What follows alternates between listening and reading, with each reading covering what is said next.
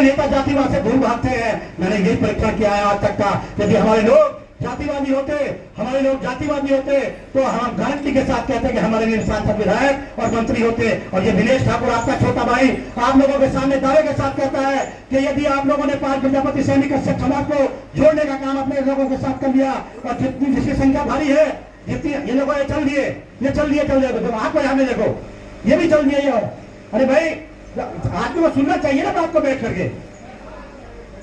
आप लोग सोच लें इस बात को, आप लोग सोच लें इस बात को। यदि आप लोगों ने, हम केवल अपनी जाति के बल पर जीतने वाले नहीं है, हम अपनी जाति के बल पर जीतने वाले नहीं है। आप लोग यहाँ बैठे हैं ईमानदारी से, मैं आप लोगों से विश्वास दिलाता हूँ यदि एक आदमी एक प्रजापति को लाने का काम करेगा, एक आदमी एक कश्यप को लाने का काम करेगा, और आप लोगों को केवल उनसे कहना क्या है, आपको उनसे कहना क्या है, उनसे आप लोगों को दोस्ती करनी है, उन लोगों से आपको भाईचारा बढ़ाना है और उनसे कहना है कि हमें आपकी जरूरत नहीं है, आपको हमारी जरूरत है, हमें आपकी जरूरत है।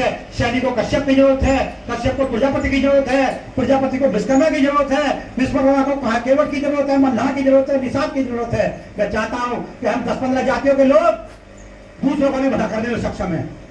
हम कोई जातिवाद फैलाने नहीं आए हैं, हम अपनी जाति के लिए अधिकार मांगने आया है। और ये दिनेश ठाकुर आप लोगों को विश्वास दिलाता है कि यदि जिंदा रहा, हालांकि मैं बीमार होता रहता हूं, मुझे इस बात की कोई गारंटी नहीं है, लेकिन समाज में एक भी आदमी दूसरी लाइन में खड़े होने वाला नहीं मिल रहा है। मैं चाहता हूं कोई सेकंड नंबर पर खड़ा हो जाए, लेकिन एक आदमी को रखा था मैंने, 1 साल तक रखा, मार हेलीकॉप्टर में घुमाया और वो जाकर के स्वाभिमान की रक्षा कर रहा है। वो जाकर के स्वाभिमान की रक्षा कर रहा है, वो कहता है मैं स्वाभिमानी आदमी हूँ, दिनेश ठाकुर मेरा अपमान करते हैं।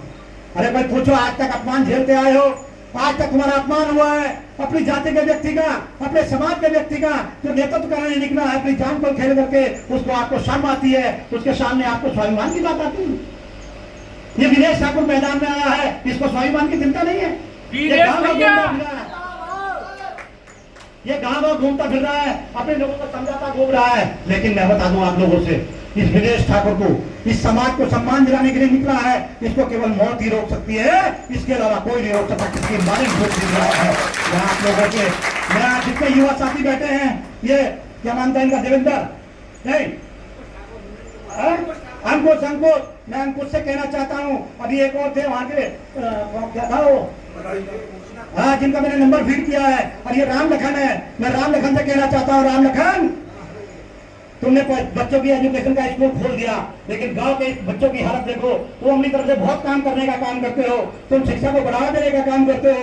तुमने मेरे सामने घोषणा की है कि मैं समाज के बच्चों के लिए अगर फीस भी ना होगी तो फीस में भी बिना फीस के पढ़ाने का काम करूंगा। ये बड़ी बात है। लेकिन मैं आप लोगों को बता दूं कि सारे राम लखन बनने की जरूरत है, लेकिन राम लखन कब बन पाएंगे, जब बच्चों को रोजी रोटी मिलती रहेगी, जब हमारे बच्चे भूखे नहीं रहेंगे। आज देश में 80 करोड़ लोग राशन खा रहे हैं, खुश हो रहे हैं। आज देश में 80 करोड़ लोग, यार इसका मतलब वो कमाने खाने लायक नहीं है। अगर सरकार उनको 80 करोड़ लोगों को राशन दे रही है, इसका मतलब उनके घर में रोजगार नहीं है। अगर वो मेरे घर में रोजगार है, अगर सरकार मुझे देती है तो मैं मना कर दूंगा, ये गारंटी इस बात की है। लेकिन जिस गरीब को जरूरत है, इसका मतलब हमारे देश में 80 करोड़ लोग ऐसे हैं जिनको खाना खाने के लिए पैसे नहीं, वो सरकार की रोटी पर जिंदा है। मैं चाहता हूं आप लोगों से कि आप लोग इस पर विचार करें। आप लोग एजुकेशन की बात करते हैं, आप लोग बच्चों को पढ़ाने की बात करते हैं, रिक्शा वाला भी अपने बच्चों को पढ़ाने की बात करता है, हर आदमी अपने बच्चों को पढ़ाने की बात करता है। लेकिन स्थिति क्या है, स्थिति क्या है देश में? प्राइमरी, हमारा देश जो है 90% देश गांव में निवास करता है। हमारा 90% देश गांव में निवास करता है और गांव में प्राइमरी एजुकेशन होती है। गांव के मात्र 5-10% लोग ही अपने बच्चों को महंगे स्कूलों में पढ़ाने में सक्षम होते हैं, जिनके पास 50-60 बीघा जमीन होती है। लेकिन हमारे जो लोग हैं, जो 5 प्रजापति सैनिक कश्यप दलित समाज के लोग हैं, उनके पास उतना पैसा नहीं है। वो किसी तरह से 2-4 हजार रुपये अपना गाँव में गुजारा करते हैं। कोई पुस्तकानी काम करके गुजारा करता है, कोई मजदूरी करके गुजारा करता है, कोई कुछ करके गुजारा करता है, कोई छोटा सा किसान है, उसके लिए साल भर में 1,50,000 रुपये कमाने मुश्किल हो जाते हैं। और जिसके 3 बच्चे घर में होते हैं, उसकी 2-3 हजार रुपये फीस जाती है बड़े स्कूलों में, जो सब जो बेसिक प्राइमरी स्कूल से अलग सीबीएसई के स्कूल है, और हमारे बच्चे, विदेश ठाकुर का बच्चा तो प्राइमरी के स्कूल में पढ़ता है, मैं तो गांव में रहने वाला हूँ, और रामलखन शहर का रहने वाला है, रामलखन का बच्चा सीबीएसई के स्कूल में पढ़ता है। ये अपने बच्चों की 5 बच्चों की 15,000 रुपए की फीस झेलने में सक्षम है, लेकिन विदेश ठाकुर तो 2,000 रुपए कमाता है महीने में, तो कैसे अपने बच्चों को सीबीएसई स्कूल में पढ़ाया जाता है। हमारे बच्चे मिड डे मील में पढ़ के आते हैं, 3 घंटा मिड डे मील में लगाते हैं, और उसके बाद जब वो पास तो हो जाते हैं, जब यूपी बोर्ड की और तो उसकी मेरिट बनती है इंटर के बाद की, जब मेरिट बनती है तो सीबीएसई के बच्चों का, सीबीएसई बच्चों के 98%, 50 से 95% होते हैं, और यूपी बोर्ड के बच्चों के 45%, 40%, 55%, 60% होते हैं।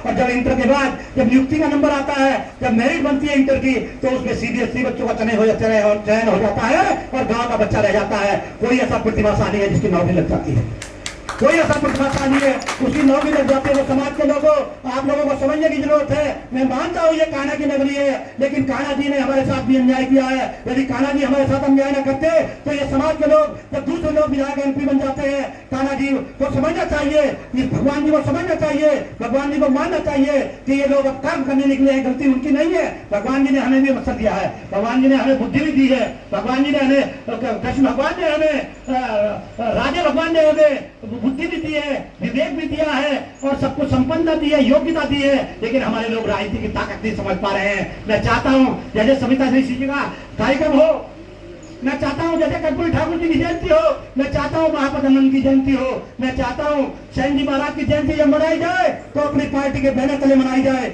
जन सेवा दल के बैनर तले कर्पूरी ठाकुर जयंती समारोह, जन सेवा दल के बैनर तले सविता ऋषि जयंती समारोह मनाया जाए, और उसी तरह से महापदानंद जयंती बनाई जाए। महापुरुषों को रास्ते पर बताए चलने की आवश्यकता है।